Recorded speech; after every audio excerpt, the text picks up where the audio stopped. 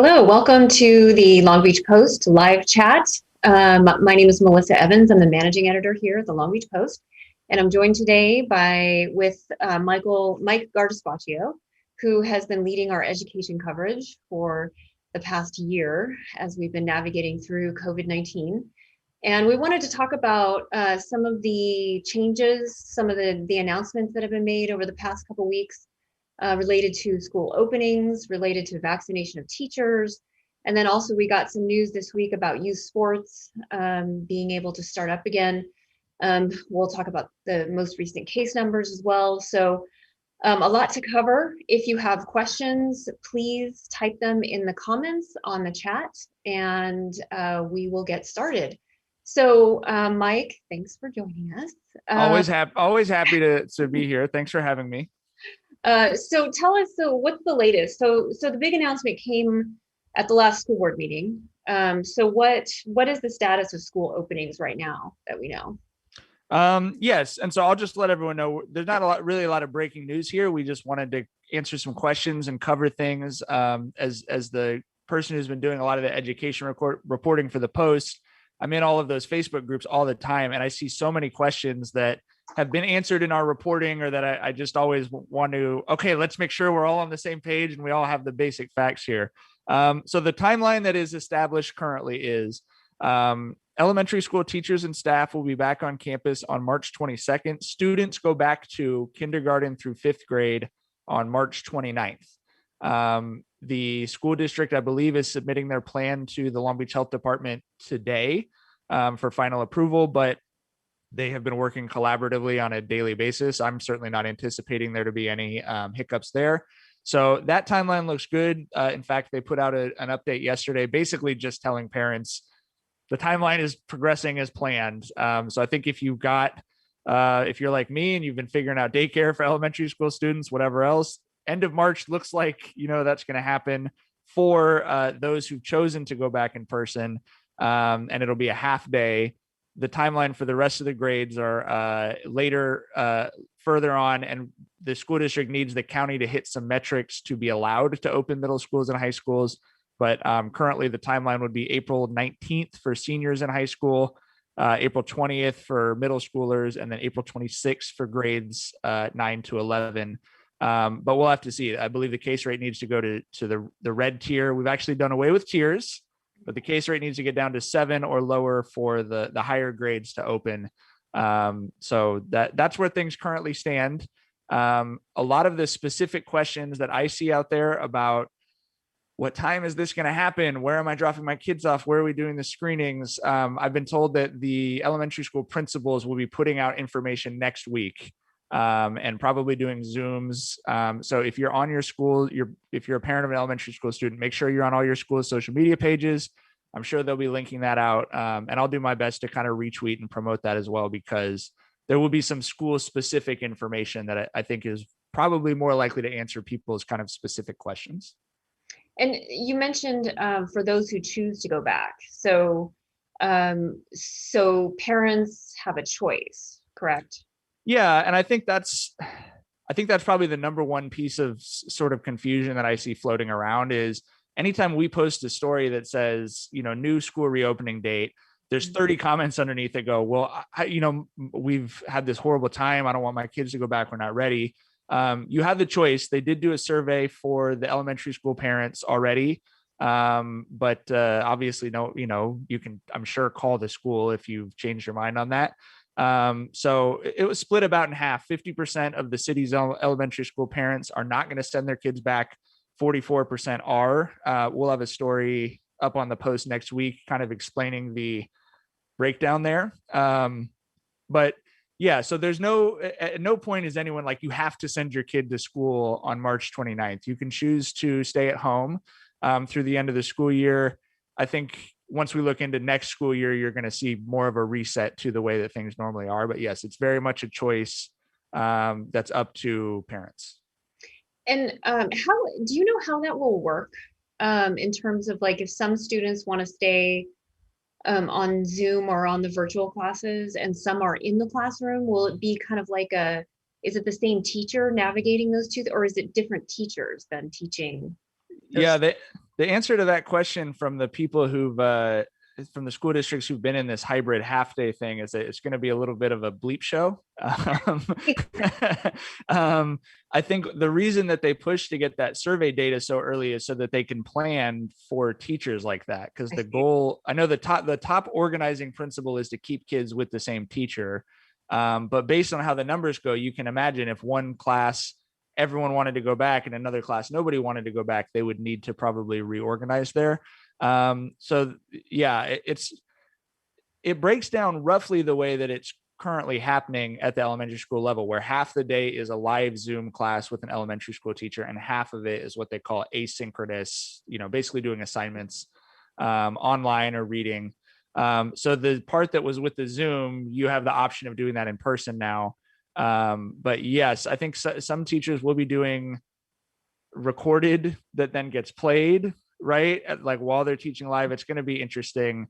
And I should have more information for a story for you guys next week on the mechanics of all that, because that's what the teachers were very stressed about. Obviously, it's going to be a big change in a year of very big changes for how they operate. So why the push to even, I mean, we're almost in March. Well, the school year goes until what, the beginning of June, mid-June? Yeah, mid-June. Yep. So we've got about, I guess, 3 months left in the school year. Why the push? I know you've written a little bit about students struggling with the virtual classrooms. Yeah, I think I would say I've made the comment to you and Jeremiah at the Post many times that I'm very happy it's my job to write about these decisions and not to make them, because if you cover the school board meetings, or if you look at the Facebook groups, or if you just look at the data on reopening on that survey, like I said, you're a school district, you have 70,000 students, 35,000 of them want one thing, and 35,000 of them want the complete opposite thing. And so there's some parents who are desperate to get their kids back, either because their kid is struggling. My son, for example, he's doing pretty well with the school side of it, but he's 7 years old and he's basically in a room by himself for most of the day because his mom and I both work, right? So there's that side of it. There is the, I know that there was concern, and I think it was expected that students were going to struggle to learn. I think you guys have been reporting on the digital divide, which is now sort of the central issue of American infrastructure for years. It's just all those things. So there's like this simultaneous tremendous need to get back on campus because we know that what's currently happening isn't really working, and the tremendous need and concern around safety and wanting, teachers wanting to be safe, parents wanting to be safe and not have their kids going and potentially bringing stuff home. So it's just there's literally, when you look at all the data breakdown, it's just the city's pretty much split roughly in half, and there's just no way to do something that makes sense for every family. I don't envy people right now that are decision makers, because this is really tough. But just for a little bit of background, so the state set these benchmarks for COVID cases, and once we hit below 25 cases per 100,000 residents, they allowed the younger grades to reopen. Right. But so then, in order for the older, the middle, and high school grades to reopen, which this district has targeted for April, we would have to sink below 7 cases per 100,000, which is a big difference. And right now, yesterday I wrote up the daily numbers. We're at about 12, so we're getting close. We're getting close faster than I expected. I mean, it's I've expected there to be a shallowing of that free fall in the case rate, and it just hasn't really happened. The only caveat I would put on what you just said, and I have learned to be doing this a lot more in our reporting, is unless the state changes the guidelines again. That's true. Yep. Right. Because, a couple months ago, the guidelines were very different for reopening elementary schools. And I think one of the things I've heard from the school, not just our school district that we cover, but also from sort of statewide education officials, Pat O'Donnell has talked about this, Carl Cohn, who was the LBUSD superintendent, who's more interested in the state generally now, they've all talked about it. It just has not been a consistent principle from the state government in terms of what's going to close schools and what's going to keep open. I've pointed out in our reporting, the case rate currently that's allowing us to reopen elementary schools here is higher than it was the entire fall that they were closed until, around that November spike. So, yes, at the moment, it's that 7 benchmark, but if the case rate does shallow off, you obviously see this tremendous momentum around reopening things, particularly around kids. And so the state could also at any point just change the guidelines, which the school district has used the word moving goalposts. They've moved a couple times in the last few months. That January change to the case rate instead of tiers was the most recent change, but that could, we have no way of knowing when that's going to happen again. Yeah, the same thing is happening with vaccinations too, that changing kind of who qualifies under which category.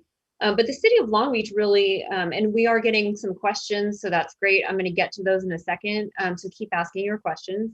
But the city really made it a priority, was kind of a leader in this, was was declaring that all teachers would be offered a vaccine before they had to return. Yes, I think that was not part of the plan that I had originally heard. I know that the mayor's office became very involved in the conversations, and that's certainly the message that, when they've had their press conference, that the city has been putting out there. And so the question that leaves is, do you have time to vaccinate all the middle school and high school teachers before those reopening dates? I think the mayor's been tweeting about, okay, we're prioritizing middle school teachers now. And so I know that yesterday they sent out, I think, 1,000 appointment slots just to middle school staff that will go I think at Cabrillo at a special school district clinic next week. And I think then they're going to start targeting high school teachers for the week after that. But that's a significant group of people that would have to be vaccinated to meet those targets. That is not a requirement anywhere. It's not in any state guidelines. It's not in the school district's MOU with the teachers union that everyone be vaccinated before going back. So that's something that I think has been a PR win, right? I think for the city, they can say, okay, we've got this momentum going forward. We've established this benchmark. The governor's coming down and saying, I think it's a good thing that they did this. But it is a little bit extracurricular, in my opinion, from the actual requirements and conversation around reopening. And it's not just to note, it's not a small group of people. I mean, the school district's the largest employer in the city, about 12,000 faculty and staff. So significantly larger than the next largest. And education is essentially, we're an education town the way that Pittsburgh was a steel town, right? Between the school district and Long Beach State and LBCC, I think between all those things, it was like, half of the biggest 6 employers or something in the city. It's pretty sizable for sure. And that's a good point too. You bring up Cal State and Long Beach City, because the city is also giving some of its meager, slim vaccine allocations also to Long Beach City and Cal State Long Beach. So there's also those groups that are, kind of competing for that vaccine as well. And I know Cal State Long Beach prioritized, they do have some employees who are working in person with people. Their sports programs have been back here for a little bit. The basketball teams have been playing for a few months, and all the spring sports, baseball, softball are going. So all those coaches, I think, were sort of moved up towards the front. But for the most part, yeah, Long Beach State's doing online learning until the fall, whereas the school district is trying to come back earlier, which I think is why you see those numbers the way they are. I did also just get just now some updated vaccine numbers from the school district. They said that with the middle school appointments that just went up, they have 4,600 vaccine appointment slots that they have sent out.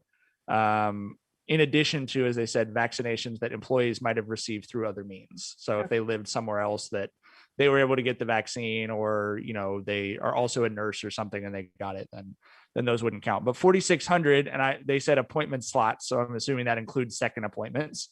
So there's still a long way to go. You talk about 12,000 employees. If the goal is to vaccinate everyone before campuses reopen. Yeah.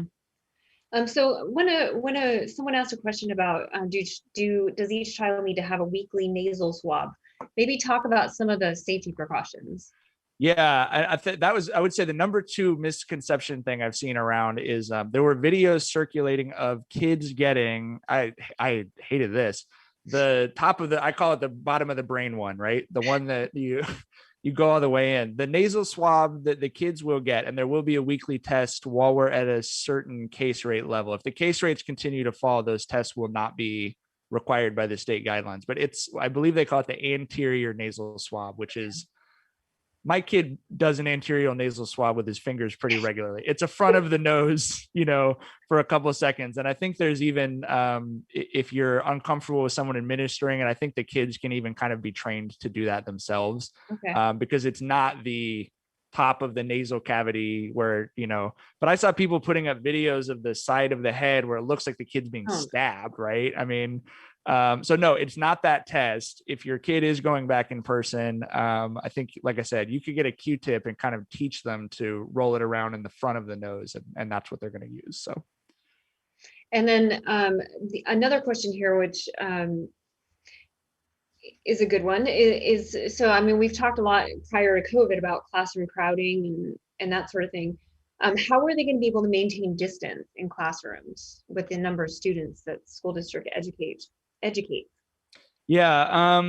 The biggest thing is that reopening data, there's probably a little bit of a relief around that, because if you're sending 44% of kids back school wide, well, you're trying to reduce the capacity of most classes by about 50%. So you've pretty much done that just off the whack. But I know we covered over the summer, they were preparing to reduce classroom size for a September reopening. So they had done a lot of that work with their facilities management team on what is the capacity of every single room in the school district on every campus, with the 6-foot distancing guidelines. They have some videos up, they're PR videos. So I don't know how representative they are. I'm sure we're all gonna see as we get closer to school reopening, but it's what you've seen in most of the places that have reopened. There's 6 feet between the desks. They're spaced out. So they've shown that in the videos. I know that's one of the things that sort of showed people, oh, they're really serious about this March 29th reopening is, the week before that board meeting, an email went out to all the principals, and that was like, hey, make sure these rooms are, go double check everything's ready. So I think that kind of gave everyone the sense that the lights were coming on, I guess. Okay. Another person asked if there's going to be, I think you touched on this a little bit, but whether there's going to be specific information that each school is going to be sending out. And the person asks because they wonder if there would be a chance to see what the classroom looks like in order to make an informed decision about returning. Yeah, that's a great question. And I would absolutely encourage whoever asked that to contact the principal at the school and say, you have a cell phone camera, I assume, right? What's the classroom going to look like? Maybe they're willing to do that and maybe not, but I don't know why you wouldn't be able to get that. I do know that it is next week that I'd heard there will be some Zooms from elementary school principals as well as the more specific info. But, the other thing I would say is for all of these planned reopening dates, faculty and staff, including teachers, would be back on campus a week before the actual return to campus. So I would say if anyone's telling you it's impossible to see what the inside of that room looks like, it's just like, they're going to be there, so. Right. Do we know anything about the fall? What parents can expect next fall? All of the state guidelines that I have seen and the district, school safety reopening plans and the memorandums of understanding between the school district and its labor unions, all of that is tethered to a 2020-21 school year. Okay. And it sunsets. So if there are going to be major modifications for the fall, that will be something that has to be actively put on. We've talked a little bit on some of these chats when we were doing it more over the summer and the fall about the on and the off switch, right? There was a really big off switch that shut all this down, and it's requiring a number of on switches to start it back up. The state, the county, the city's health department, the school district, the school board, everyone's got to flip those on switches. I don't believe that's the dynamic for the fall. I think that the basic reset will happen on June 30th or whatever the official end of the school year is. And I expect that there will be changes, but I don't think I don't think the expectation or even the legislative fact is that this stuff automatically carries over, I guess is what I would say. Okay. So I'm gonna ask you one that might be tough to answer, and I'll just remind our audience that we're the reporters, not the decision makers. Okay. Why is but Mike Gardabasio doing this to no, my, yes, well, okay. Mike is very knowledgeable because he's done a lot of reporting. But this is a question that we have actually asked as well. Is the CDC and a lot of these health organizations have said that K through 12 children need to be back in school, and that it's safe for teachers to return without being vaccinated. So why are we ignoring these experts? California children are some of the last to return to even have that hybrid option. Mike? Correct. I mean, yeah, I've seen that guidance as well. I was listening to a podcast with Dr. Fauci last week where he said he thought the biggest mistake that cities could make was to wait to vaccinate all of its teachers before reopening schools, because he thought that the timeline was longer than was necessary. I think I read an article that I really liked on 538 last week that was like, we're talking about school reopenings wrong because there's so much misinformation that floats around in social media that people get bogged down on arguing these details. The science is pretty clear on what's safe and what's not safe. What we've moved into without talking about it openly or objectively is talking about risk. What is the acceptable risk that families are willing to accept to have a kid going to school and coming home into a multi-generational household? What are the risks that teachers and their unions are willing to accept going into the classroom versus teaching in person? And I've heard people who, Melissa, we cover sports, we cover the poorest areas of the city. That's where most of my friends, that's where most of my connections in the city are. And a lot of those parents are the ones who are struggling the most with daycare and everything else. But they've said, it's 2 more months to the end of the school. It hasn't made sense to do it for the last, 8 months. It's not going to make sense for the next 2 months, but we'll just figure that out. And then there's people, in East Long Beach and Belmont Shore who go, this is intolerable and I'm not going to do it one day longer. And that's why I said, I'm glad I'm not in the school district's position. They're all right. No one's wrong about what their family is facing. And I understand why the teachers union would advocate for the teachers to get the vaccine. I understand the science that the CDC is talking about and saying that scientists are appointed by and work for politicians. The politicians are elected by people. That's why you see, like I said, the governor pushing to reopen elementary schools with a higher case rate than there was when they were closed. There's not a scientific answer to that question. It's a political question. Yeah. And I know when I talked to the union spokesperson, he made the argument that teachers are being basically forced to go back to work, so. Well, and I would say in person, I mean, that right. Because of our job and my family, it's like, we know a ton of teachers. And I know that the other thing I would remind everyone is everybody hates this. The school district hates it. All the teachers hate it. All the parents hate it. Not all the kids I know hate it. Right. Like no one likes what's happening, but yes, being forced to go back to school in person. Yeah. Right. And so we have a couple minutes. There are, well, one real quick, I'll just finish up with one more question from the listeners. Any idea when guidance on drop-off times is coming out? My understanding is that's going to be next week. Okay. And the reason for that question, Melissa, is that the return to school in person for elementary school students will be for 2.5 hours a day. And so there's been some question about, is that 8 to 10:30? Is that 10 to 12:30? My understanding is there may be some variance on that from school to school. But that information, I know as a parent, I'm expecting that information next week. Okay. So I would say stay tuned. And again, that may come from your school or your teacher as opposed to the school district, but that's when I would expect that information. Okay. And I want you to talk about what happened with youth sports this week, because we kind of hit another milestone. So talk about that. So the governor on Friday changed the California Department of Public Health, as announced by the governor, changed the guidelines that instead of using the tier system, which is sort of being phased out everywhere, they're going to go to a case rate number for sports. there's tremendous political pressure from a couple of different large groups that had organized statewide to sort of push them to allow sports, which have happened in most other parts of the country, but to allow high school and youth sports to happen. Little league baseball, nothing was allowed to happen under the current guidelines that had been in place. So they lowered it to where once you hit a drop down to a case rate of 14 per 100,000, basically all outdoor youth sports can resume, including high contact sports like football.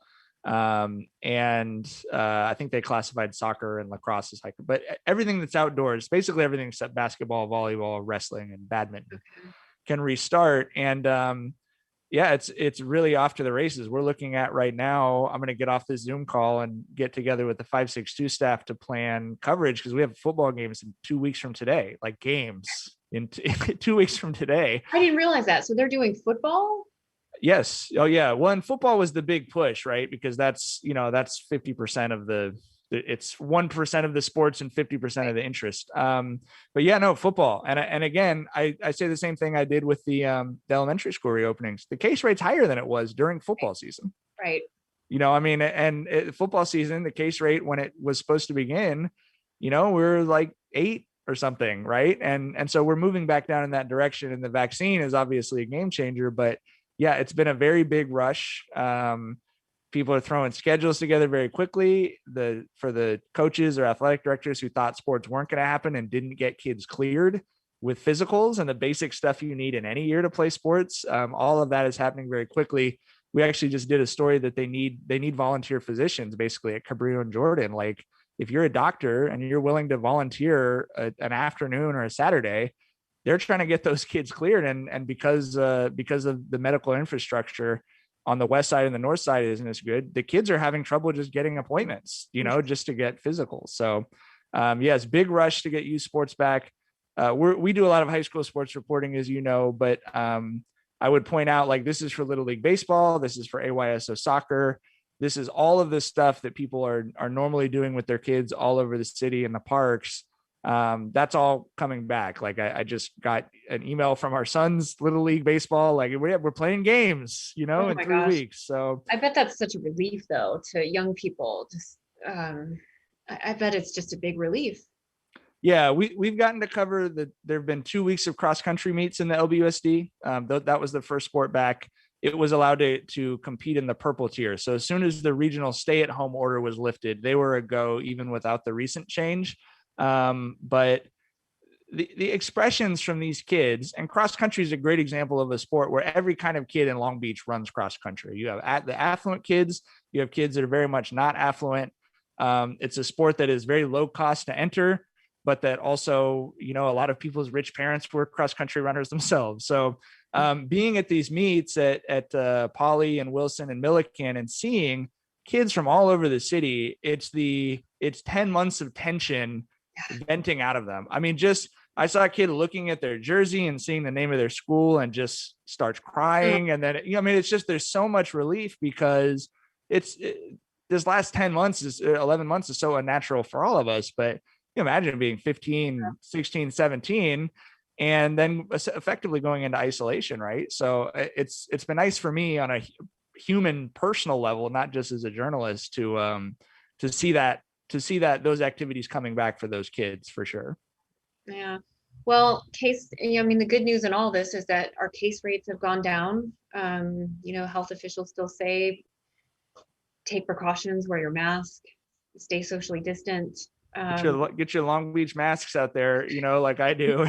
That's a good looking mask there. Thank you. I appreciate it. So anyway, well, it's a little after 1:30. So thanks, Mike, for answering some questions. If you have any additional questions, you can reach out. You can email Mike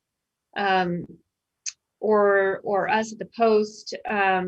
But we'll have more coverage next week on some of the new announcements that have come out, and I think we'll have some more information on the survey and what parents are planning to do. Right? Yeah, for sure. A lot more reporting. Another school board meeting next week as well. Okay. And I would throw out there, if this was valuable to people, I'd be happy to pop on and answer questions and try and clear some misinformation away. I know as we get closer, a month from now, to school is reopening, some of those anxieties are probably going to intensify. And I'm happy to, I'm always looking at the Facebook groups, trying to see what people are saying, but, hopefully this was useful to people. Yeah, well, thanks, Mike. Thanks Thank for you. watching. Yeah, and we'll see you guys next time.